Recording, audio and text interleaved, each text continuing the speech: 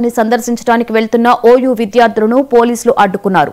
వారిని అదుపులోకి తీసుకుని పోలీస్ స్టేషన్ కు తరలించారు. దీంతో పోలీస్ స్టేషన్ దగ్గర ఓయూ విద్యార్థులు ఆందోళన చేపట్టారు. అరెస్టు చేసిన విద్యార్థులను వెంటనే విడుదల చేయాలని డిమాండ్ చేశారు.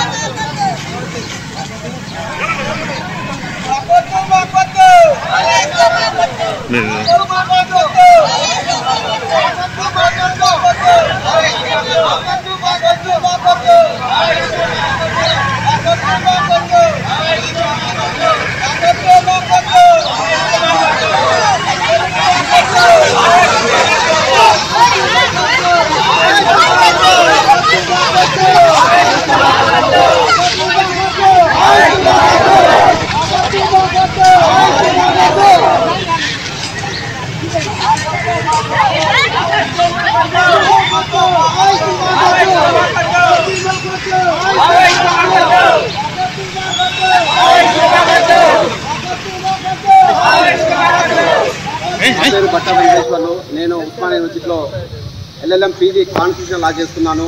మేము ఏదైతే మారేడుమిల్లిలో జరిగినటువంటి 18వ తారీఖు జరిగిన ఎన్కౌంటర్ పైన నిజ నిర్ధారణకు సంబంధించిన అంశం మీద మేము ఒక ప్రెస్ నోటు బహిరంగ లేఖ రాయడం జరిగింది.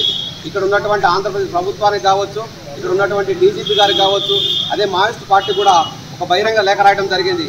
వాస్తవాలు అనేటువంటిది తెలుసుకోవాల్సిన బాధ్యత విద్యార్థులుగా మా పైన ఉంది. కాబట్టి మేము ఆ రోజు బహిరంగ యూనివర్సిటీ కేంద్రంగా మేము ఒక బహిరంగ లేఖను రిలీజ్ చేయడం జరిగింది.